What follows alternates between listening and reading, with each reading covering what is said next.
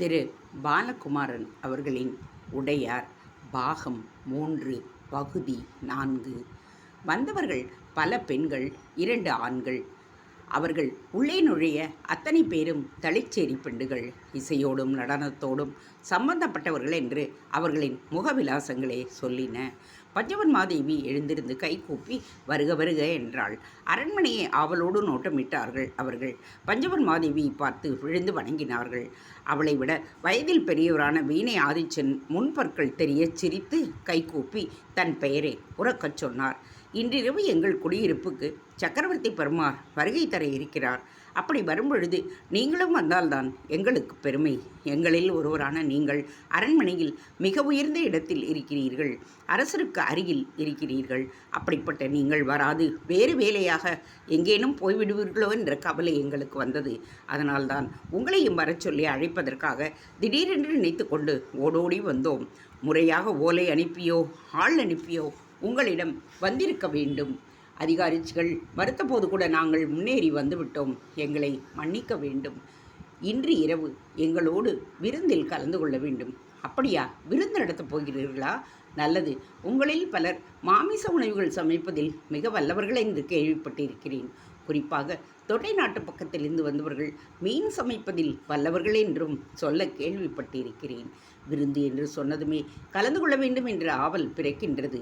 ஆனால் இங்கே கோட்டைக்குள் பாண்டிய வீரர்கள் ஹனுமன் விலாசம் நாடகம் நடக்கப் போகின்றது.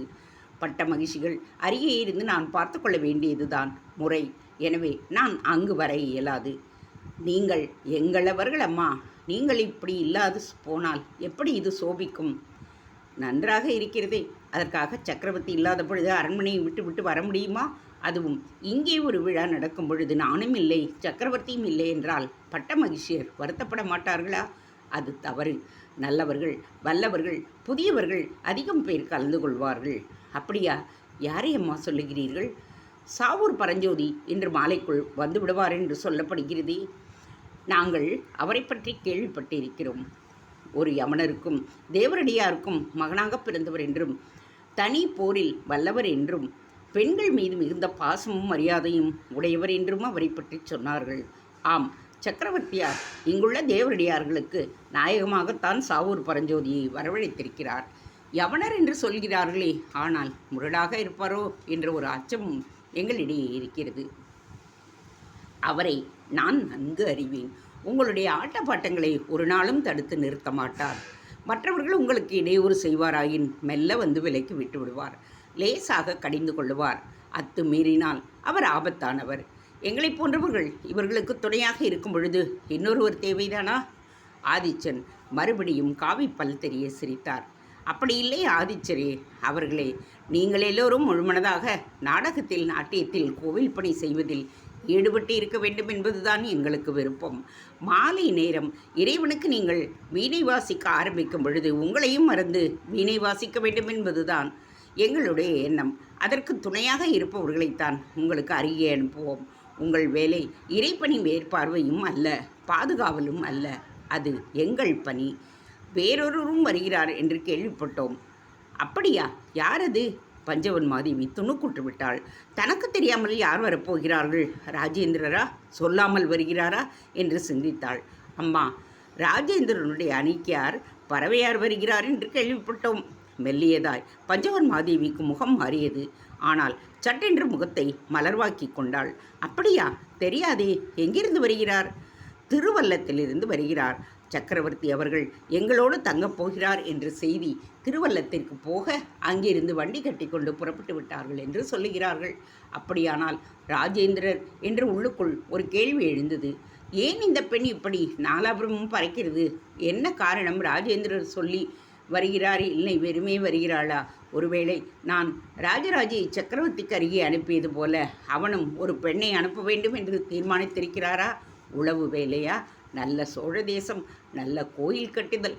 பஞ்சவன் மாதேவி சற்று அலுப்பாக தன் நிலையை உணர்ந்தாள். முத்தான பொன்னங்கை, இவர்கள் முதலாக இங்கே வந்திருக்கிறார்கள். வந்தவர்களுக்கு அதிரசம் கொடு, பால் கொடு. வீணை ஆதிச்சர் அவர்களே, இப்போதைக்கு நீங்கள் தான் தலைவரி போல இருக்கிறீர்கள், இந்தாருங்கள் என்று 50 காசுகள் கொண்ட ஒரு பையை எடுத்து ஆதிச்சரிடம் நீட்ட அந்த கைகளில் பஞ்சவன் மாதேவி அவரிடம் கொடுத்தாள். பொன்னங்கை, இவர்களுக்கு பசும்பாலுக்கு எங்கே ஏற்பாடு செய்திருக்கிறாய் என்று மறுபடி கேட்க, முத்தான பொன்னங்கைக்கு புரிந்து போயிற்று. கீழே ஏற்பாடு செய்திருக்கிறேன் அம்மா, வாருங்கள், எல்லோரும் கீழே வாருங்கள், பஞ்சவன் மாதேவியாருக்கு வேறு சில வேலைகள் இருக்கின்றன என்று சொல்ல, பெண்கள் மறுபடியும் அந்த அரண்மனையை சுற்றி நோட்டமிட்டபடியே கீழே இறங்கினர். கூட்டம் போனதும் ஒரு அதிகாரிச்சி அருகே வந்தாள். என்ன விமலை, என்ன வேண்டும்? அம்மா, சேனியர்களும் ரத்தினத்தர்களும் வந்திருக்கிறார்கள், உங்களை பார்க்க வேண்டும் என்று பிரியப்படுகிறார்கள். எதற்கு? கோவில் வேலையில் அவர்களுக்கு ஏதேனும் பங்கு வேண்டுமாம். நன்றாக உடுத்துக் கொள்வதில் பஞ்சவன் மாதேவிக்கு விருப்பம் அதிகம். நல்ல உடை உடுத்துவதில் அவளுக்கு ஆசை உண்டு. உடைதான் ஒரு மனிதனுடைய உள்ளக்கிடக்கையை வெளியே சொல்லுகிறது. உடையின் மூலம்தான் பேச முடியும் என்ற நம்பிக்கை அவளுக்கு அதிகம் இருந்தது. எனவே எப்பொழுதும் சேனியர்களையும் தையல்காரர்களையும் சந்திப்பது வழக்கமாக இருந்தது. இப்போது எப்படி மறுப்பது என்று தெரியவில்லை. ஆனால் உள்ளே ஏதோ ஒரு குடைச்சல், ஒரு பிடித்தமின்மை துருத்தி கொண்டே இருந்தது. ஆனாலும் இப்பொழுது வேண்டாம் என்றால் நாளை காலை வேறு வேலையில் சிக்கிக்கொண்டு இவர்களை பார்க்க முடியாமலே போய்விட்டால் இப்பொழுது என்ன வேலை? எதுவும் இல்லை. சரி, வரட்டும். அவள் சரி என்று தலையசைத்தாள். 14 பேர் கொண்ட ஒரு கூட்டம் வந்தது. ஒரு மூட்டையை முன்னே வைத்து அவிழ்த்து விரித்தது. பல்வேறு வகையான துணிகள், புடவைகள், இடுப்பு பாவாடைகள், மேல் துணிகள், மார்பு கச்சைகள் என்று பலதும் விரிக்கப்பட்டன. என்ன, எப்படி இருக்கிறீர்கள்? ஏதோ கேட்க வேண்டும் என்று சொன்னீர்களாமே. ஆமம்மா, மிகப்பெரிய கோவில் கட்டுகின்ற விஷயம் ஒன்று நடந்து கொண்டே இருக்கிறது. அதில் எங்களுக்கு ஏதேனும் பங்கு உண்டா? நாங்கள் கோவில் பணி செய்யலாமா?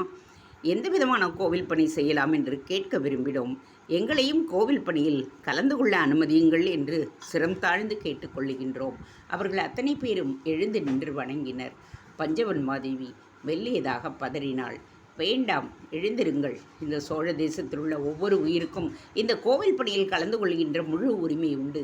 இதற்கு அனுமதி கேட்க வேண்டிய அவசியமே இல்லை. ஆனால் உங்களுக்கும் பங்குண்டு என்பதை ஊரறிய சொல்வதில் உங்களுக்கு பெருமையாய் இருக்கும் என்பதை எனக்கும் தெரியும். இன்னும் சில நாட்களுக்கு சக்கரவர்த்தி கையெழுத்திடும் ஓலை ஒன்று உங்களுக்கு தரப்படும்.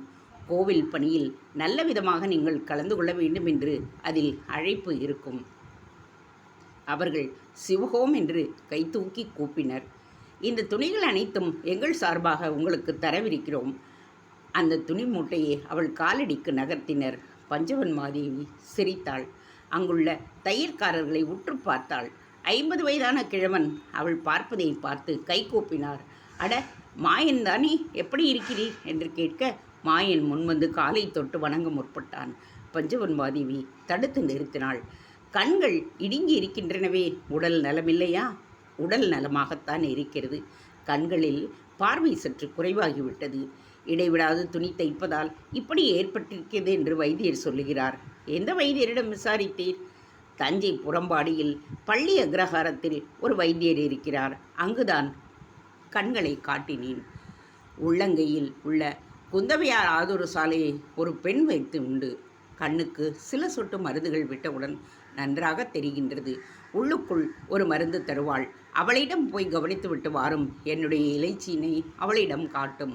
ஒரு ஓலை நறுக்கி எடுத்து தன்னுடைய இலைச்சினை அதில் அழுத்தி புள்ளி புள்ளியாய் சூலமும் புலியுமாய் ஒரு இலச்சினை விழுந்தது. சூலம் தேவரடியாருடைய இலச்சினை, புலி சோழ அரசு இலச்சினை, அது பஞ்சவன் மாதேவியின் இலச்சினை என்று சகலருக்கும் தெரியும். ஓலையை வாங்கி மாயன் கண்களில் ஒற்றிக்கொண்டான். மிக நல்லது, மிக்க நன்றி என்று வாய்க்குழறினான். முத்தான பொன்னங்கை மாயனோடு பஞ்சவன் மாதேவி தனியாக பேச வருகிறார் என்பது புரிந்தது. மற்றவர்களை மெல்ல அப்புறப்படுத்தினாள். அவர்கள் அரண்மனைக்கு வெளியே வந்து தோட்டத்தில் உள்ள கல் பலகையில் அமர்ந்து கொண்டனர். விமலை என்கின்ற அதிகாரிச்சு அருகே வந்து கொள்ள மாயனை கனிவோடு பஞ்சவன் மாதேவி பார்த்தாள். எனக்கு சில உதவிகள் செய்ய வேண்டும் மாயன். சொல்லுங்கள் அம்மா. பாவாடைக்கு அளவு எடுத்துக்கொள்ள சொன்னாலும் சரி, அல்லது பாவாடை அளவு நீங்களாக கொடுத்தாலும் சரி, உடனடியாக தைத்து விடுகிறேன். நான் வாங்கி கொள்ளட்டுமா, நீங்களே தருகிறீர்களா என்று தன்னுடைய பணியிலே குறியாக இருந்தார். இது தையல் வேலை சம்பந்தப்பட்டதல்ல. நீங்கள் தளிச்சேரி குடியிருப்புக்கு மாற வேண்டும். அங்கு அதிகம் பெண்கள் இருப்பதால் தையல் வேலைகள் அதிகம் இருக்கும். உங்களுக்கு மணிகள் வைத்து தைப்பதும் கற்கள் வைத்து தைப்பதும் நன்றாக தெரியும். அவர்கள் உங்களோடு பேசவும் பழகவும் ஆர்வமாக இருப்பார்கள். நீங்கள் அங்கிருந்தபடியே அங்குள்ள சூழ்நிலையை உற்று கவனித்து எனக்கு வந்து செய்தி சொல்ல வேண்டும். புரிகிறதம்மா? நிச்சயம் செய்கிறேன். இது குறித்து நீங்கள் வேறு யாரிடமும் பேச வேண்டாம். மாட்டேன் அம்மா. என்னை கொன்றாலும் என் தொண்டை குழியிலிருந்து எந்த சப்தமும் வராது. சக்கரவர்த்தி அவர்கள் விசாரித்தால் கூட நான் சொல்ல மாட்டேன். மிக்க நன்றி மாயின். உங்களுக்கு சன்மானமாய் மாதம் ஒரு பொற்கழிஞ்சு தரப்படும். செய்திகள் முக்கியமாக இருந்தால் அதற்காகவும் தனி சன்மானம் தரப்படும். அம்மா, நீங்கள் கொடுக்கின்ற வேளையில் எங்கள் கூட்டம் மிக அமைதியாகவும் சந்தோஷமாகவும் இருக்கிறது. சோழ தேசம் வளமாக இருப்பதால் சோழ தேச பெண்கள் நன்றாக உடுத்துகிறார்கள். அவர்கள் நன்றாக உடுத்துவதால் எங்களுக்கு தொழில் மிக நன்றாக நடக்கிறது. தறியிலிருந்து புடவையை அறுத்ததுமே காசாகி விடுகிறது. ஏன் தறிக்கு போவதற்கு முன்பே கூட காசு கொடுப்பதற்கு தயாராக இருக்கிறார்கள். நாங்கள் தான் வாங்க மறுக்கிறோம். தறியில் உள்ள புடவையை காசாக மாற்ற வேண்டும் என்று அவள் இருந்தால் சீக்கிரம் வேலை செய்ய முடியும். பாவு போடுவதற்கு முன்பே காசு வந்துவிட்டால் மெல்ல பார்த்து கொள்ளலாம் என்று தான் உள்ளுக்குள் தோன்றும். எனவே வேலைக்கு முன்னதாகவே காசு கேட்பதில்லை. தளிச்சேரி குடியிருப்பில் ஏதேனும் ஒரு மூலையில் நான் ஓர் ஓலை குடிசையை போட்டுக்கொண்டே இருந்து விடுகிறேன். நல்ல வீடு ஒதுக்கச் சொல்லுவீர்களா என்று பயந்தேன். இல்லையம்மா, அது தேவையற்றது. உணவும் உறங்கவும் நான் குடிசை. மற்றபடிக்கு வேலை செய்யும் தொழிலெல்லாம் வெட்ட வெளியில் தானே செய்வோம். அங்கு ஒரு நல்ல இடமாக பார்த்து குடிசை போட்டுக்கொண்டால் போயிற்று, அல்லது மேலே தட்டோலை போட்டுக்கொண்டால் கூட போயிற்று. நான் பாவு போடுதல் தறி அடித்தாலோ அங்கே செய்ய போவதில்லை. அது அவர்களுக்கு இடைஞ்சலாக இருக்கும். வெறும் தையல் வேலையை மட்டும் அமர்ந்து செய்ய போகின்றேன். சரிதானே அம்மா? ஆம், அதுதான் சரி. தறிகள் வடக்கு பக்கம் இருக்கும் புறம்பாடியிலேயே இருக்கட்டும். பள்ளி அக்ரஹாரத்தில் உள்ள உங்கள் கூட்டம் பெருகி வாழட்டும். வேறு ஏதேனும் உதவி தேவையா? உதவியா என்று தெரியவில்லை. ஒரு ஆலோசனையாக உங்களை கேட்கிறேன். ஒன்றாக இருந்த எங்கள் கூட்டம் பிளவுபட்டு விடுமோ என்று பயமாக இருக்கிறது. என்ன சொல்கிறீர்கள்? எதற்கு உங்களுக்குள் பிளவு? அம்மா, எங்களுக்குள் பிளவு இல்லை. ஒற்றுமையாக இருக்கிறோம். ஆனால் நாங்கள் கருமார், மரத்தச்சர், கல்தச்சர் எல்லோரும் ஒரே ஜாதி. நகை வேலை செய்பவர்கள் கூட எங்களுடைய விராட புருஷனுடைய பரம்பரை தான். எங்களுக்கு பிணக்கு ஏற்பட்டுவிடும் என்று மாதிரி கருமார்கள் நடந்து கொள்ளுகிறார்கள். எங்களில் 5 பேர் இங்கிருந்து கிளம்பி கருமார்புரத்து சேரிக்கு போய் எதற்காக இப்படி சலுகை கேட்கிறீர்கள் என்று கேட்டோம். பெரிய சண்டையே வந்துவிட்டது. நாங்கள் செருப்பு அணிந்து கொண்டு பாவு போட முடியுமா? ஈரப்பதத்தோடு நூல் சுருட்டி வைக்க முடியுமா? தலைப்பாகையை அணிந்து கொண்டு எங்கே போவது? அப்பொழுது யார் மூட்டையை தூக்குவது, யார் பல்லக்கு தூக்குவது என்றெல்லாம் கேட்டோம். அடடா, இது என்ன? இந்த சட்டை பல்கி பெருகிக்கொண்டே வருகிறதே. ஆமம்மா, அந்த நேரத்தில் இன்னொன்றும் நடந்தது. என்ன? அந்தணர்கள் எங்களை அழைத்து வீட்டில் உட்கார வைத்து 10 முழம் துணி வேண்டுமென்று வாங்கி போயிருக்கிறார்கள். நாங்கள் கருமார்கள் கேட்டது பற்றி சந்தோஷமாகி உற்சாகப்படுத்துகிறார்கள். அதுவும் வேதனையாகத்தானே இருக்கிறது. என்ன சொல்லுகிறீர்கள்? இது எங்கள் பிரச்சனை. துணி வாங்குவதோடு நிறுத்தி கொள்ளுங்கள். இதில் தலையிடாதீர்கள் என்று சொல்லிவிட்டோம். பஞ்சவன் மாதேவி நெடுமூச்செறிந்தாள். எங்கு போய் இந்த பிரச்சனை முடியும் என்று அவளுக்கு புரியவில்லை. சரி, நான் சொன்னவை ஞாபகம் இருக்கட்டும். ரகசியமாக எனக்கு தகவலை தெரிவிக்க வேண்டும். தகவல் அவசரம் என்றால் அரண்மனைக்கு துணி கொடுப்பது போல் வந்து அதிகாரிச்சி முத்தான பொன்னங்கே அல்லது விமலை இவர்களிடம் வெள்ளைப்பட்டில் முத்துக்க என்று சொல்லுங்கள். அவர்கள் உடனே உங்களை உள்ளே அனுப்பிவிடுவார்கள். வெள்ளைப்பட்டில் முத்தச்சு வேலைப்பட்டில் முத்து வேலை தைத்தால் வெளியே ஒன்றுமே தெரியாதே. ஒரு ரகசியம் போல இருக்கும். அப்படித்தானே அம்மா? மாயன் பஞ்சவன் மாதேவியை தொடர்ந்து போய் சக்கரவர்த்தியின் மற்ற மனைவியருக்கு அளவெடுத்து குறிப்பெடுத்து கொண்டு வந்தான். அவர்கள் கூட்டத்தோடு கலந்து கொண்டார்கள். பறவை ராஜேந்திர சோழன் அணிக்கு ஏன் தஞ்சையில் உள்ள தேவரடியார் வீடுகள் நோக்கி வருகின்றாள் என்று பஞ்சவன் மாதேவி கவலைப்பட்டாள். சதாசிவாரியாரின் சிற்பி ஒருவரோடு 2 குதிரை வீரர்கள் திருவல்லம் தாண்டி தஞ்சைக்கு போக திருவல்லக்கோட்டை வீரர்களால் தடுத்து நிறுத்தப்பட்டார்கள். நீங்கள் யார் என்று விசாரிக்க அவர்கள் தங்கள் கேயூரங்களை காட்டி திருவல்லக்கோட்டைக்கு வீரர்கள் சமாதானமானார்கள். ஆனாலும் அந்த வீரர்கள் நகர விடவில்லை. எங்கே போகிறீர்கள்? எங்கிருந்து வருகிறீர்கள்? என்ன செய்தி என்று கேட்க அந்த வீரர்கள் பதில் சொல்ல முடியாமல் திண்டாடினார்கள். ஓ, திருவல்லத்து கோட்டை வீரர்களான எங்களிடம் சொல்ல மறுத்தால் திருவல்லம் கோட்டையில் குடியிருக்கின்ற இளவரசர் ராஜேந்திரனிடம் பதில் சொல்லிவிட்டு போங்கள். அவரை சந்தித்துவிட்டு நீங்கள் மேற்கொண்ட பயணத்தை தொடரலாம் என்று மடக்கி திருப்பினார்கள். வீரர்கள் என்ன செய்வதென்று தெரியாமல் திண்டாடினார். ஆனால் அந்த சிற்பி எங்கும் போக தயாராக இருந்தான். நாங்கள் வர மறுத்தால் என்று அந்த வீரர்கள் முரண்டு செய்ய கைது செய்யப்படுவீர்கள். அப்படி ஒரு நிலைமையை நீங்கள் உருவாக்க வேண்டாம். இளவரசர் சந்திக்க விரும்புகிறார் என்று சொன்ன பிறகும் மேற்கொண்டு தொடர்ந்து போவேன் என்று சொல்வது அதிக பிரசங்கித்தனம். நாங்கள் அப்படி சொல்லவில்லை.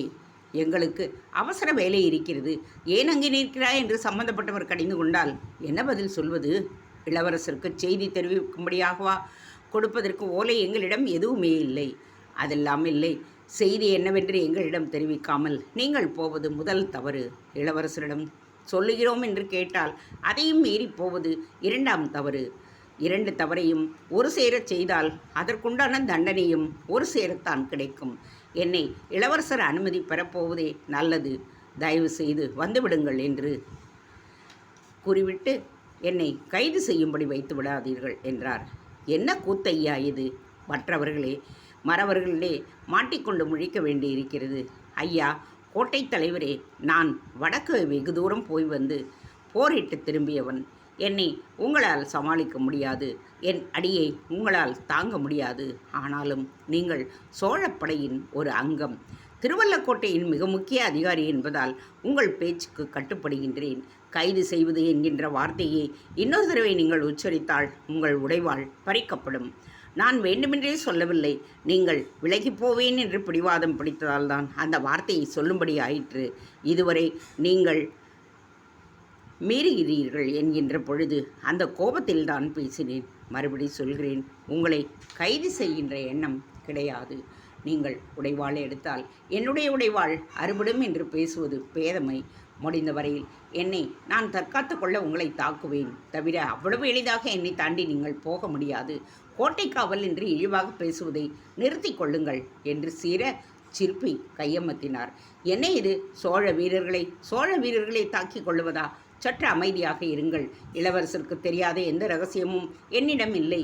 இவர்கள் ஏன் சொல்ல மறுக்கிறார்கள் என்று எனக்கு புரியவில்லை. சொல்லிவிடுங்கள் ஐயா. இல்லை, சொல்வதற்கு உங்களுக்கும் எனக்கும் உரிமை இல்லை. நாங்கள் இளவரசரை சந்திக்க தயார். ஆனால் இளவரசரை வல்லடியாக நீங்கள் சந்திக்க வைத்தீர்கள் என்று சம்பந்தப்பட்டவர்களிடம் சொல்லுவேன். அப்பொழுது உண்டான பலனை நீங்கள் அனுபவிக்கத்தான் போகிறீர்கள். குதிரை வீரரை, நீங்கள் யாருடைய கட்டளையின் பேரில் இப்படி பேசுகிறீர்கள் என்று எனக்கு தெரியவில்லை. நான் பாறை பிழைக்கின்ற சதாசிவாரியாரின் கட்டளையின் பேரில் இந்த பேச்சை பேசுகிறேன். குஞ்சரமல்லன் பெருந்தச்சனுக்கு இணையான அதிகாரமும் மிக முக்கியமான பொறுப்பும் கொண்ட சதாசிவாச்சாரியாரையும் மீறி அவருக்கு இடைஞ்சலாக எவரும் எந்த காரியமும் செய்துவிட முடியாது. சதாசிவாச்சாரியார் தானே? அவரை பற்றி எங்களுக்கு எந்த அக்கறையும் இல்லை. அவர் எங்களுக்கு தலைவரும் இல்லை. நீங்கள் தாண்டி போக முடிவு செய்து எங்கு வேண்டுமானாலும் என்னை பற்றி குற்றம் சொல்லிக் கொள்ளுங்கள், முறையீடு செய்யுங்கள். அது பற்றி எனக்கு அக்கறை இல்லை. தயவு செய்து கோட்டைக்குள் நீங்கள் வர வேண்டும்.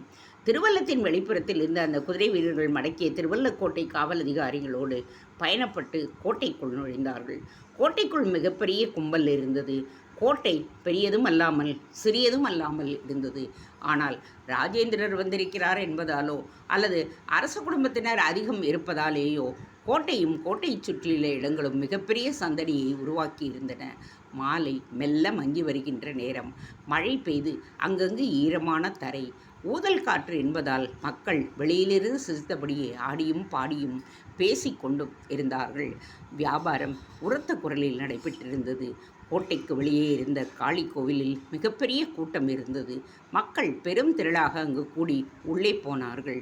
வெளியே வந்தவுடன் உள்ளே சிலர் நுழைந்து வழிபட்டு முடித்துவிட்டு திரும்பிக் கொண்டிருந்தனர். கோட்டையின் வாசல் வீரர்கள் சிலர் விசாரிக்க கதவு சிறிதளவு திறக்கப்பட்டது. கோட்டைக்குள் வீரர்கள் நுழைந்தனர். 5 நிமிட பயணத்தில் அரண்மனை வளாகத்தில் நுழைந்து வாசலில் இறங்கினர்.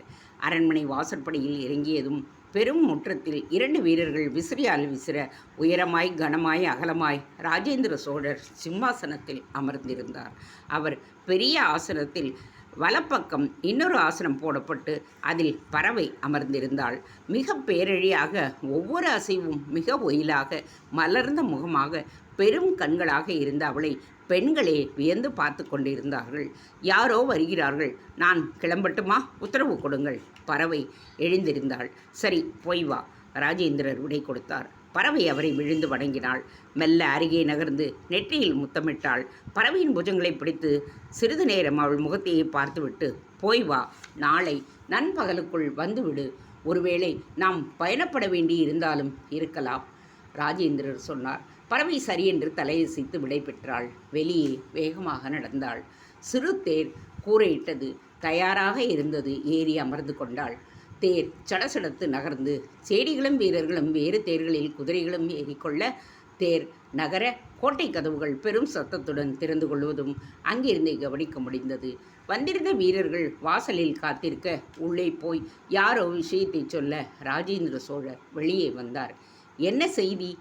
பதட்டமாக போனீர்களாமே, பதட்டமாக பேசினீர்களாமே. சிற்பி யாரு? நாரத்தை மலையில் ஏதேனும் பிரச்சனையா? அடிமை வீரர்கள் புரண்டு செய்கிறார்களா? என்ன செய்தி தஞ்சைக்கு எடுத்து போகிறீர்கள்? சிற்பி குனிந்து வணங்கினார். ஐயா, நாரத்தமலையில் நேற்று முன்தினம் வெகுநேரம் ஆணி எடுத்து பாறை புரட்டிய பொழுது புரட்டப்பட்ட அந்த முதல் பாறை உருண்டு கீழே அப்பாவையாய் நின்றிருந்த ஒரு ராஷ்டிரகூட வீரனை தாக்கி அவனை நசுக்கி கொன்றுவிட்டது. பாறையை புரட்டி எடுக்க ஒரு நாழிகை ஆகிவிட்டது. வீரன் இறந்து விட்டான். என்ன செய்வதென்று தெரியாமல் வேலையை நிறுத்திவிட்டு அந்த வீரன் இருந்த இடத்தை சுத்தம் செய்து அவனை எரியூட்டி ஒரு நெய் விளக்கு மட்டும் எரிய வைத்திருக்கிறோம். பெருந்தச்சரிடம் இதை சொல்வதற்காகவே சதாசிவாச்சாரியார் என்னை அனுப்பினார். செய்தியை கேட்டதும் இளவரசர் ராஜேந்திரர் கண் மூடிக்கொண்டார். என்ன கொடுமை இது! எத்தனை முறை சொன்னாலும் யாருக்கும் எதுவும் புரியவில்லை. கோவில் வேலை என்று ஆரம்பிக்கின்ற பொழுதே எவ்வளவு இடைஞ்சல் வருகிறது. இத்தனையும் மீறி செய்திதான் அவன் என்று என் தந்தை பிடிவாதம் பிடிக்கிறார். நீ தடுத்தால்தான் அசம்பாவிதங்கள் ஏற்படுகின்றன என்று என் மீதுதான் பாய்வார். இந்த செய்தி அரசருக்கு கூட அல்ல, பெருந்தச்சருக்கு போகிறது. பெருந்தச்சருக்கு போனால் இந்த செய்தி அரசருக்கு போகாமல் அவர் தடுத்துவிடவும் கூடும். என்ன முட்டாள்தனம்! ராஷ்டிரகூட வீரன் என்றால் இழப்பமா? அவனும் போர் வீரன் தானே. அவன் மறவன் இல்லையா? வாளை எடுத்து தன் தேசத்திற்காக போராடிய எவன் இல்லையா? அவன் தோற்றுவிட்டான். நாம் வெற்றி பெற்று விட்டோம். அதனால் கைது செய்து இங்கு அழைத்து வந்திருக்கிறோம். வெறும் விளக்கம் போதுமா? அவன் குடும்பத்திற்கு என்ன பதில் சொல்வது? எங்குள்ள ராஷ்டிரகூட வீரர்கள் நொந்து போயிருப்பார்களே, அவர்களுக்கு என்ன சொல்வது? இந்த செய்தி போகும் நேரத்தில் பறவையும் போயிருக்கிறாள். தேவிதானா இது? பறவை போக வேண்டிய அவசியம் என்ன? சக்கரவர்த்தியை பார்த்து ஒரு விளக்கத்தை சொல்லிவிட்டு வருகிறேன் என்றாள். சரி என்று அனுப்பியாகிவிட்டது. இந்த வீரர்களை இப்பொழுது அனுப்பலாமா வேண்டாமா? அவன் இறந்து விட்டான். இறந்து போன செய்தியை இப்பொழுது போய் சொல்லி அவசியப்படுத்துவானேன்? நாளை காலை செய்து கொள்ளலாம். அல்லது நாமும் இப்பொழுது இவர்களுடைய திருவள்ளத்திற்கு கிளம்பி தலைப்பண்டீர் குடியிருப்புக்கு போகலாம். இப்பொழுது தலைப்பண்டீர் குடியிருப்புக்கு போனால் என்ன ஆகும்? பறவையை அனுப்பிவிட்டு பின்னாலேயே ராஜேந்திரனும் வந்துவிட்டான் என்று ஏகடியம் பேசுவார்கள். பஞ்சவன்மாதேவி வரைக்கும் செய்தி போகும். அவள் வாய்விட்டு சிரிப்பாள், கை கொட்டி நகைப்பாள். நகைத்துவிட்டு போகட்டுமே. 2 மனைவிகள் இருக்க பறவையின் பின்னாலேயே அலைகிறாயே என்று பேச்சு வரட்டும். ஆனால் நேற்று முன்தினம் நடந்த செய்திக்கு இப்பொழுதுதான் தகவல் போகிறது என்றால் நம்பும்படியாக இல்லையே. சதாசிவாச்சாரியார் ஏன் இப்படி தாமதமாக செய்கிறார்? காரணமாக செய்கிறார். காரணமில்லாமல் செய்கிறாரா? அவரும் என்னை போல் இந்த செய்தியை சொல்ல வேண்டாம் என்று தயங்கி இருப்பாரோ? பிறகு மனம் மாறி ஆள் அனுப்பியிருப்பாரோ? இளவரசர் ஆழ்ந்து சிந்தித்தார். நீங்கள் கொண்டு போவது ஒரு மோசமான செய்தி. இதை பெருந்தச்சரிடம் மட்டும் சொல்லி வருவது உங்களுக்கு கொடுத்த பணியாக இருக்கலாம். ஆனால் இப்பொழுது என்னிடமும் சொல்லிவிட்டீர்கள். என்னிடம் இதை நீங்கள் சொல்லிவிட்டதாலேயே உங்கள் பணி முடிந்துவிட்டது என்று புரிந்து கொள்ளலாம். பெருந்தச்சரிடம் இது பற்றி நான் பேசிக்கொள்ளுகிறேன். அவரிடம் பேசுவதற்கு முன்பு இது குறித்து சக்கரவர்த்திக்கு சொல்ல வேண்டிய அவசியம் உண்டு. ஒருவேளை சக்கரவர்த்திக்கு இந்த செய்தி தெரிந்தும் இருக்கலாம். இவர்கள் 2 பேரும் யார்? சதாசிவ ஆச்சாரியாரிடம் வேலை செய்கின்ற மறவர்கள். நீங்கள் எந்த படை வீரர்கள்? நாங்கள் 2000 பல்லவரின் படையைச் சேர்ந்தவர்கள். சங்கேதத்திற்கு படை கொடுத்த பொழுது அங்கே போய் போர் புரிந்துவிட்டு திரும்பியவர்கள். அதற்காக சன்மானம் பெற்றவர்கள். நல்லது, முதற்படையா 2ஆம் படையா 3வது படை? நாங்கள் கோட்டையை தாக்கும் வீரர்கள். அடடே, அப்படியா? சற்று இளைப்பாருங்கள், நான் வந்து விடுகிறேன். இந்த செய்தியை திருவள்ளத்தில் எவருக்கும் தெரிவிக்க வேண்டிய அவசியமில்லை. இளவரசர் அரண்மனை உபதளபதிக்கு உள்பகுதிக்கு திரும்பினார். அவர்கள் குதிரைகளின் சேனங்களை கழற்றி குதிரைகளுக்கு உணவும் நீரும் காட்டினர். முதுகு துடைத்து கொண்டனர், திருநீரிட்டு கொண்டனர். மெல்ல கோயில் பக்கம் நகர்ந்து ஜனங்களை விலக்கி காளியை நமஸ்கரித்து நெற்றியில் குங்குமம் தரித்து வெளியில் வந்தார்கள். அப்பமும் அரிசி மாவும் பணியாரமும் வாங்கி கொண்டார்கள். அப்பம் சாப்பிட்ட பிறகு அரிசி பணியாரத்தை குழம்பில் தோய்த்து உண்டார்கள். நீர் குடித்துவிட்டு சிறிய ஏப்பத்தோடு காத்திருந்தனர். கிளம்புங்கள் என்று அவர்களுக்கு செய்தி தரப்பட்டது. அவர்கள் கோட்டை வாயிலுக்கு போக பின்னே ஒரு சிறு படையோடு ராஜேந்திரர் வேகமாக அரண்மனையை விட்டு வெளியே வந்து குதிரையில் தாவி ஏறி கோட்டை வாசலை நோக்கி வந்தார். அவர்கள் கோட்டை வாசலை கடக்க சட்டென்று ஒரு சிறு படை அவர்களை சூழ்ந்து கொண்டது. தஞ்சையை நோக்கி போகலாம் என்று அவர்களுக்கு உத்தரவு வந்தது. அந்த வீரர்கள் குதிரை வீரர்களுக்கு நடுவே வேகமாக குதிரையை செலுத்தி கொண்டு தஞ்சையை நோக்கி போனார்கள். சற்று இடைவெளி விட்டு ராஜேந்திரர் வருவது தெரிந்தது. ஒரு திருப்பத்தில் ராஜேந்திரருக்கு பின்னால் இன்னொரு படையும் வருவதை உணர்ந்தார்கள். முன்னே செல்கின்ற குதிரை வீரர்கள் வேகத்தை பார்த்தால் இன்னும் ஒரு நாழிகையில் தஞ்சையின் எல்லைப்புறத்தை அடைந்து விடுவார்கள் என்று தோன்றியது. தஞ்சையில் எல்லை வந்ததும் ராஜேந்திர சோழர் அருகே இருந்து ஓ என்று ஒரு கூச்சல் எழுந்தது. முன்னே போன வீரர்கள் குரலுக்கு எதிரொலித்தார்கள். மெல்ல குதிரையை நிறுத்தினர். தஞ்சை தெற்கு புறம்பாடியில் அவர்கள் நின்று கொண்டார்கள். ராஜேந்திர சோழர் அவர்களை கடந்து போனார். அவர்களுக்கு பின்னே இருந்த வீரர்கள் சட்டென்று கலைந்து புறம்பாடியில் வெவ்வேறு திசையில் தஞ்சைக்குள் போவதற்கு நகர்வது தெரிந்தது. எல்லையில் ஒரு படையாக புறப்படாமல் தனித்தனியாக தன் ஆட்களை ராஜேந்திரர் அனுப்புகிறார் என்பது புரிந்துவிட்டது.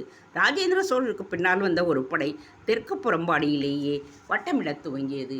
ராஜேந்திர சோழர் கோவில் கட்டப்பட இருக்கின்ற புல்மேடு தாண்டி புது ஆறு தாண்டி தஞ்சையின் தெற்கு பக்கம் நுழைய அங்குள்ள வீரர்கள் கட்டியம் கூறி அவரை வரவேற்றனர். சக்கரவர்த்தி வந்திருக்கிறார் என்று ராஜேந்திரர் எங்கே இருக்கிறார் என்று கேட்க, இப்பொழுதுதான் தளிச்சேரி பண்டுகளின் மணிமண்டபத்திற்கு போனார் என்று செய்தி சொல்லப்பட்டது. ராஜேந்திரர் மெல்ல குதிரையை திருப்பி மணிமண்டபத்தில் தீப்பந்தங்கள் ஏற்றப்பட்டன. ராஜேந்திரர் குதிரையை விட்டு இறங்கி துண்டை தோளில் சாத்தி கொண்டு 2 வீரர்கள் அதேபோல் தோளில் போரை போர்த்தி கொள்ள அவரை பின்தொடர்ந்தனர். இன்னும் 2 வீரர்கள் அவர்கள் குதிரையை பிடித்து கொண்டனர். ராஜேந்திர சோழர் வேகமான நடையாய் தளிச்சேரி பண்டுகளின் இல்லறங்களுக்கு நடுவே நடந்து மணிமண்டபத்தை பார்க்க, மணிமண்டபத்தில் தீப்பந்தங்கள் பொருத்தப்பட்டன. மணிமண்டபத்துக்கு எதிரே பெண்கள் கூட்டம் தரையில் பாய் விரித்து அமர்ந்திருந்தது. மணிமண்டபத்தின் வலது பக்கமாக எவருக்கும் மறைக்கா வண்ணம் மர ஆசனங்கள் போடப்பட்டு சக்கரவர்த்தி அமர்ந்திருப்பது தெரிந்தது. அருகே சில ஆண்கள் நின்றிருந்தனர். யாரது என்று ராஜேந்திரர் அவரை முற்று நோக்கினார். அந்த ஆள் கருப்பு தாடியும் வெள்ளை தலைப்பாகியும் வெள்ளை மேலாடையும் நீண்ட உடைவாளோடும் இருந்தவரை பார்த்து ராஜேந்திரனின் பக்கம் திரும்பி தன் மெய்க்காவலனை பார்க்க, அது சாவூர் பரஞ்சோதி. சக்கரவர்த்திக்கு நம்பிக்கைக்கு பாத்திரமானவர். தேவரடியார்களுக்கு நாயகமாக நிற்பதற்கு இங்கு வந்திருக்கிறார். யார் கொல்லைப்புறத்தைச் சேர்ந்த வீரனா? எவனருக்கும் கங்க தேசத்து பெண்ணுக்கும் பிறந்தவனா? ஆம். 2000 பல்லவர்களின் ஆளவல்ல. ஆம். ஓ, அவனை அங்கிருந்து பிடுங்கி இங்கே வைத்து விட்டாரா? அவனுடைய தாயார் ஒரு தேவரடியார் அல்லவா? ஆம், இது சரியான தேர்வுதான். ஆனால் இவன் ஒரு அதிக பிரசங்கி அல்லவா? முன்பு போல இல்லை. ஏன், அவன் தாயார் இறந்து விட்டார் என்று செய்தி வந்தது. அவன் போய் திரும்பி வந்திருக்கிறான். திருமணம் செய்து கொள்ள மாட்டேன் என்று சத்தியம் செய்திருக்கிறான். முன்பு இருந்ததை விட இப்பொழுது மிகவும் மிருதுவாக மாறிப்போயிருக்கிறான் என்று அவனை பற்றி சொல்லுகிறார்கள். நல்லது. ஆனால் தேவரடியார்களுக்கு நாயகமாக வரும்பொழுது பிரச்சனைகள் எழத்தான் செய்யும். அதை சமாளிக்கும் திறன் அவனிடம் உண்டோ? இருக்கும் என்று நினைக்கின்றேன். சாவூர் பரஞ்சோதியை பற்றி உயர்வாகத்தான் சொல்வார்கள். ஆம், நானும் அப்படித்தான் கேள்விப்பட்டு இருக்கிறேன். தேவரடியார்களுக்கு நடுவே நாயகம் செய்வது என்பது நல்ல வேலை. நீ அந்த வேலைக்கு போய்விடேன். மெய்க்காவல் வீரனை பார்த்து ராஜேந்திரன் சொல்ல அவன் வாய்விட்டு சிரித்தான். அந்த சிரிப்பு அங்குள்ள சிலரை திரும்பி பார்க்க வைத்தது. யார் அந்த வீரர்கள் என்று அவர்கள் உற்று பார்த்தார்கள். ராஜேந்திர சோழனை அடையாளம் கண்டு கொண்டார்கள். விரைந்து ஓடிப்போய் பின்வரிசையில் அமைந்திருந்த ஒரு தலைக்கோலியிடம் போனார்கள். அந்த தலைக்கோலி துள்ளி எழுந்து வந்தாள். வணங்கி வரவேற்றாள். வாருங்கள் என்று ராஜேந்திரன் வலது கையை பிடித்து மெல்ல பற்றி முன்னே அழைத்து போனாள். அந்த மெய்க்காவல் வீரன் ராஜேந்திரன் வருகிறான் என்று உரக்க கட்டியம் கூறினான். அப்பொழுது பறவை மேடையில் வந்து நின்றாள். மேடைக்கு வணக்கமும் சொன்னாள். தொலைவிலே யாருக்கோ கட்டியம் கூறுகிறார்களே என்று அமைதியாக இருந்தாள். ராஜேந்திர சோழர் என்று சொன்னதும் முகம் மலர்ந்தாள். என்ன நடக்கிறது என்று தடதடவென்று கால்களை அசைத்து ஜதி சொன்னாள். வலது கையும் இடது கையையும் நீட்டினாள். முகம் அசைத்தாள். சட்டென்று மண்டியிட்டு ராஜேந்திர சோழருக்கும் சக்கரவர்த்திக்கும் ஒரு சேர வணக்கம் சொல்வது போல் தட்டி தொட்டாள். பூமி இருந்தால்தான் அல்லவா நடனம்? பூமி இருந்தால்தானே வாழ்க்கை? மேடை என்று ஒன்று இருந்தால்தானே ஆட்டம். எனவே இந்த மேடைக்கும் மேடையை தாங்குகின்ற பூமிக்கும் வணக்கம் சொல்வதுதான் தட்டி கொடுத்தல். அது மட்டுமல்ல, சபையில் வணக்கமும் அரசரை வணங்குவதும் இப்படித்தான் பொதுவாக வணங்கிவிட்டு பிறகு ஒவ்வொருவராக பெயர் சொல்லி வணங்குவதும் என்று ஒரு முறை இருக்கின்றது. இதோ இந்த வணக்கம் என் நாயகரான ராஜேந்திர சோழனை போய் சேரட்டும் என்று அவள் தன் பின்னிய கூந்தலை முன்னே போட்டு நீண்ட விதமாய் கைகளை நீட்டி உடம்பை மடக்கி குறுக்கி அசையாத ராஜேந்திர சோழர் திக்கு நோக்கி விழுந்து வணங்கியபடியே இருந்தாள். ராஜேந்திர சோழர் அமரும் முறை காத்திருந்தாள். அவர் அமர்ந்து விட்டார் என்று சொல்லப்பட்டதும் மெல்ல தலை நிமிர்ந்தாள். கைகூப்பி ராஜேந்திர சோழர் வருக வருக என்று முணுமுணுத்தாள். ராஜேந்திரர் மெல்ல தலையசித்து அந்த வரவேற்பை ஏற்றுக்கொண்டார். அப்பாவுக்கு அருகே அமர்ந்தார். சக்கரவர்த்தி மிக சந்தோஷமாக ராஜேந்திரனின் தோளில் கை போட ராஜேந்திரர் இன்னும் நெருங்கி அமர்ந்து சக்கரவர்த்தியின் முழங்கால் தொட்டு வணங்கி கண்களில் ஒற்றிக்கொண்டார். என்ன இந்த பக்கம்? சிறிய செய்தி கிடைத்தது. உங்களுக்கு தெரியுமா என்று தெரியவில்லை. இருந்தாலும் தெரிவிக்க வேண்டியே வந்தேன். பறவை இப்பொழுதுதான் வந்தாளா? ஆம், நான் தான் அனுப்பினேன். பறவை வந்த பிறகுதான் அந்த செய்தி கிடைத்தது. எங்கிருந்து செய்தி? நாரத்தமலையிலிருந்து. தெரியுமே. என்ன தெரியும்? செய்தி வந்துவிட்டதே. என்ன செய்தி என்று தெரியுமா? ராஷ்டிரகூடன் ஒருவன் நேற்று முன்தினம் பாரிப்புரையில் அடையில் சிக்கிக் கொண்டான் என்று சொன்னார்கள். எனக்கு மிகவும் வருத்தமாக போய்விட்டது தந்தையே. ராஜேந்திரா, இது மிகப்பெரிய வேலை, மிக கடினமான வேலை. இதன் முதல் ஆரம்பம். இந்த வேலை முடிவதற்குள் எத்தனையோ கணக்கு பிரகாரம் ஒரு 300 பேராவது களபலி ஆவார்கள் என்று நினைக்கின்றேன். யாரோ இறந்து விட்டார்கள் என்பதற்காக இந்த கோவில் பணியோ இங்கு நடக்கின்ற ஆட்டமோ நிற்கப் போவதில்லை. நிற்கவும் நிற்காது. ராஜேந்திரா, அந்த ராஷ்டிரகூட இளைஞன் மட்டுமல்ல, சாரி, இந்த ராஜராஜனே இருந்தாலும் இந்த பணி தொடரும். தொடர வேண்டும். தொடர வேண்டியது உன்னுடைய பொறுப்பு ராஜேந்திரா. எனவே நானே இதை பற்றி அதிகம் அலட்டிக்கொள்ளாமல் இருக்கின்றேன். பறவையை ஆடச் சொல். ராஜேந்திர சோழர் கையை உயர்த்த பறவை தன் ஆட்டத்தை துவங்கினாள். ஜதிகள் சொல்லப்பட்டன. உடம்பு துள்ளி துவண்டு எல்லா பக்கமும் அசைந்து பின்னும் தசைகளும் நாலா பக்கமும் அலைய அவள் ஆடியது அற்புதமாக இருந்தது. வீணை ஆதிச்சர் ஒரு ஓரமாக அமர்ந்து வீணையில் ஜதி சொல்ல, தாளம் கூட்ட, மத்தளம் முழங்க, குழல் இசைக்கப்பட மிக அற்புதமாக தன் திறமை அத்தனையையும் காட்டி பறவை ஆடினாள். தொலைவில் அமர்ந்து பார்த்து கொண்டிருந்த ராஜராஜி திகைத்தாள். அடியே, எல்லாம் கற்றுக்கொண்டு என்ன பயன்? தளிச்சேரிப்பன் இந்த ஆட்டத்தை அல்லவா ஆட வேண்டும். இப்படி நான் தொடர்ந்து ஆடாமல் போனேனே. சொல்லிக் கொடுத்தார்கள். ஆனால் பேசி பேசியே உட்கார்ந்து விட்டேன் என்று சற்று தடுமானா தன் உடம்பை பார்த்து வெட்கப்பட்டு கொண்டாள். பறவையை நிறுத்தி வியர்வை அடங்க திரைச்சீலைக்கு ஒரு ஓரத்திற்கு போனதும் இன்னும் 6 தேவரடியார்கள் வந்து தங்களுடைய ஜதி சொல்லி ஆடத் துவங்கினர். அவர்கள் சட்டென்று ஒதுங்கிக் கொள்ள வேடனும் வேடுவச்சியுமாக 2 பேர் உள்ளே வந்து குதியாட்டம் போட்டார்கள். அந்த குதியாட்டத்திற்கு மறவர்களிடையே வரவேற்பு இருந்தது. 2 பக்கமும் ஓரமும் ஆடிக்கொண்டிருந்த மறவர்கள் கைத்தட்டி ஆர்ப்பரித்தனர். அப்படி போடு என்று உற்சாகமாக கூவினர். பறவை உடை மாற்றிக்கொண்டு அர்ஜுனனாய் அங்கு வந்து சேர்ந்தாள். அர்ஜுனனின் தபஸ் அங்கு ஆடப்பட்டது. சிவனாகவும் பார்வதியாகவும் வேடமிட்டு 2 தளிச்சேரி பெண்கள் உள்ளே வர கைகூப்பி வணங்கிற்று. வேடுவனும் வேடுவச்சியும் சிவனை வணங்கி தங்கள் கானகத்திற்கு வந்ததற்கு சந்தோஷப்பட்டார்கள். இங்கு அர்ஜுனர் வந்திருக்கிறானா என்று விசாரித்து சிவபெருமான் முன்னே போக அங்கே அர்ஜுனன், அதாவது பறவை நாச்சியார் வேட்டையாடுவதற்கு ஒன்றுமே கிடைக்கவில்லையே என்று தேட சிவபெருமானும் பார்வதியும் வேடுவனும் வேடுவச்சியும் சற்று உயரத்தில் இருக்க அங்கு பெரும் பன்றி உருமத் தொடங்கியது. நீண்ட தந்தங்களுடைய காட்டுப்பன்றி ஒன்று உள்ளே கயிறு கட்டி இழுக்கப்பட சோழ வீரர்கள் உரத்து கத்தினார்கள். வெட்டு குத்து என்று சப்தமிட்டார்கள். பன்றி மேலை சாளுக்கியரின் சின்னம். மேலை சாளுக்கிய வீரர்கள் இதை மௌனமாக பார்த்து கொண்டிருந்தார்கள். பன்றி அர்ஜுனனுக்கு ஆட்டம் காட்ட லேசாக குடிபோதையில் இருந்த சோழ வீரன் ஒருவன், நான் பன்றியை கொல்லுகிறேன் என்று ஈட்டியை உயர்த்தினான். சக்கரவர்த்தி மெல்ல திரும்பி பார்த்து முறைக்க மெய்க்காவல் வீரர்கள் அவனை அடக்கி அழுத்தினர். இது நாடகம் என்பதை மறந்துவிடாதே என்று அச்சுறுத்தினர். அந்த வீரன் கை கட்டி வாய்ப்பொத்தி அமர்ந்து கொண்டான். நாடகம் தொடர்ந்து நடந்தது. மேலை சாளுக்கிய வீரர்கள் ஒவ்வொருவராக மெல்ல வெளியேறினர். அவர்கள் வெளியேறுவதை மற்ற மெய்க்காவலர்கள் குறித்து கொண்டார்கள். அம்பு பற்றி துளைத்து பன்றி மேல் அம்பு வந்து சொருகியது. அர்ஜுனனும் ஓடிப்போய் பன்றியை எடுத்தான். சிவபெருமான் அங்கு வந்து இதுதான் கொன்ற பன்றி என்றார். சிவபெருமானை இன்னொரு வேடுவன் என்று நினைத்த அர்ஜுனன் அவரோடு சண்டையிடத் தொடங்கினான். வாக்குவாதம் முற்றியது. 2 பேரும் வாழ்ச்சண்டையிட்டு கொண்டார்கள். பிறகு அம்பு தொடுத்தார்கள். நாலா பக்கமும் தீப்பற்றி எரிந்தது. வேடுவர்கள் அந்த சண்டையை ஆர்வமாக பார்த்தார்கள். சபையும் அசையாது கவனித்தது. அந்த நரசிம்மன் கோவிலுக்கே அவர்கள் ஒன்று கூடியிருந்தார்கள். கீழே சாளுக்கியமும் மேலை சாளுக்கியமும் பிரியும் இடத்தில் அடர்ந்த காடுகள் உள்ளன. அந்த மலையும் இருந்தது. அந்த மலை முழுவதுமே நரசிம்மவனம் என்று அழைக்கப்பட்டது.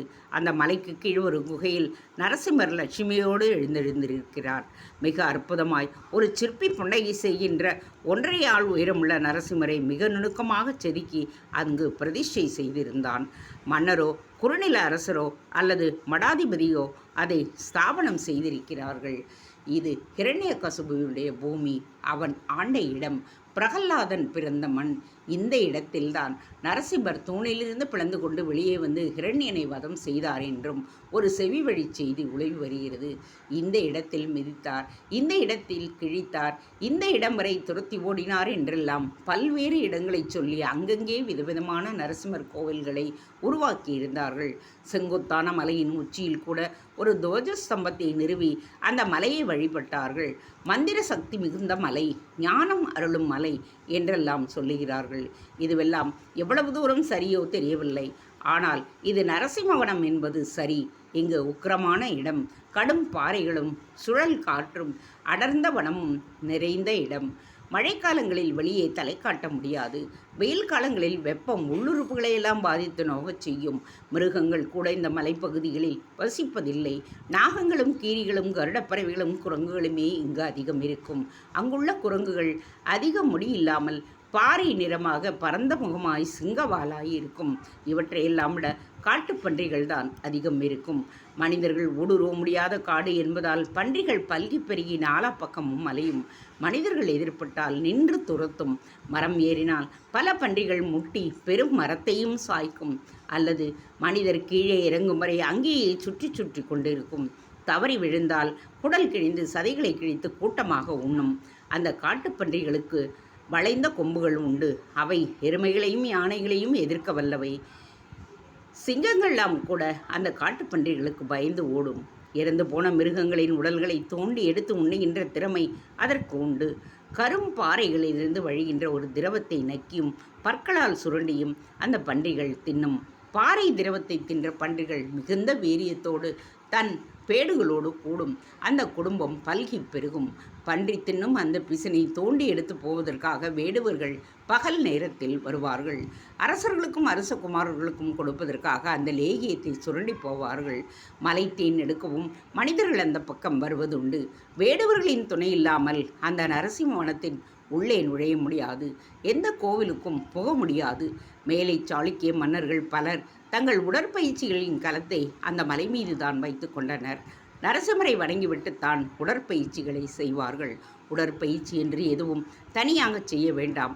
செங்குத்தான மலை மீது ஏறி உயிரை போய் கண்மூடி அமர்ந்துவிட்டு பிறகு மடமடவென்று இறங்கி கீழே வந்து அருவியில் குளித்துவிட்டு சாப்பிட்டு விட்டு பிறகு மறுபடியும் மலையேறி உயிரை போய் அமைதியாய் இரவு முழுவதும் அமர்ந்துவிட்டு பிறகு விடியலில் கீழே இறங்கினால் போதும். 45 நாட்கள் ஒரு வேளை சாப்பாடு, 2 வேளை மலையேறல், மற்ற நாளெல்லாம் தியானம் என்று தனிமையில் இருந்தால் எப்பேற்பட்ட நோஞ்சானுக்கும் மிகப்பெரிய வலு வந்துவிடும். மன உறுதி ஏற்படும். அந்த வனத்தில் ஏற்படுகின்ற தனிமைக்கு ஒரு தனி மகத்துவம் இருக்கின்றது. நல்ல வேளை அந்த இடம் நகரமாக இல்லை, மிகச்சிறிய கிராமமாக உள்ளது. வேடுவர் குடியிருப்பாக இருக்கிறது. நகரமாக இருந்தால் கீழே சாளுக்கியர்கள் சோழர்களின் துணையோடு அந்த இடத்தை சுவீகரித்து கொண்டிருப்பர். இப்பொழுது அந்த மேலை சாளுக்கியத்தின் எல்லையில்தான் அது இருக்கிறது. ஆனாலும் கீழே சாளுக்கியத்தின் கட்டுப்பாட்டில்தான் இருக்கிறது. கீழே சாளுக்கிய அரசர்கள் அவ்வப்பொழுது வந்து இதேபோல் பயிற்சிகள் செய்துவிட்டு போவார்கள். மேலை சாளுக்கியத்தின் வேதனை கீழே சாளுக்கியத்திற்கு இல்லை. கீழே சாளுக்கியர்கள் சோழர்களோடும் வடக்கே இருக்கின்ற ஒட்டர்களோடும் சமரசம் செய்து கொண்டு சுமூகமாக வாழ்ந்து கொண்டிருக்கின்றார்கள். மேலை சாளுக்கியத்தில் உள்ளவர்களுக்கு அப்படி சமரசம் செய்து கொள்ள தெரியவில்லை. அருகே இருக்கின்ற ராஷ்டிரகூடத்தோடும் கங்க நாட்டோடும் கூட சண்டை போடுகிறார்கள். ஒரு முரட்டுத்தனம், ஒரு அகம்பாவம் மேலை சாளுக்கியர்களிடம் உண்டு. நிலையியல் ரீதியாகவும் சாளுக்கியம் நன்றாக செயல்பட்டாலும் கூட மேலை சாளுக்கியமும் கீழே சாளுக்கியமும் பல்வேறு வித்தியாசங்களை கொண்டிருந்தன. கீழே சாளுக்கியம் வைணவ பூமியாக இருக்க மேலை சாளுக்கியர்கள் வீர சைவர்களாக திகழ்கின்றார்கள். பெரிய பெரிய மலைகளும் மலை வயல்களும் ஆற்று பாசனமும் கொண்ட மேலை சாளுக்கியமும் அழகிய பெண்களையும் சிறந்த வீரர்களையும் கொண்ட மேலை சாளுக்கியமும் இன்று சோழர்கள் அடிபட்டு நிற்கின்றது. கிருஷ்ணா நதியை தாண்டி உள்ளே புகுந்து அந்த சோழ தேசத்து மன்னன் சூறையாடி விட்டு போயிருக்கின்றான். அப்பனும் பிள்ளையுமாய் உள்ளே நுழைந்து நகரங்களை அடித்து உடைத்து எரியூட்டி பெண்களை இழுத்து போய்விட்டார்கள். எல்லா செல்வங்களையும் கொள்ளையடித்து போய்விட்டார்கள். வயல்களில் யானையையும் குதிரைகளையும் விட்டு அழித்து அடுத்த வேளை உணவுக்கு வழி இல்லாமல் செய்து விட்டார்கள். தேங்க்ஸ் ஃபார் வாட்சிங். Please subscribe.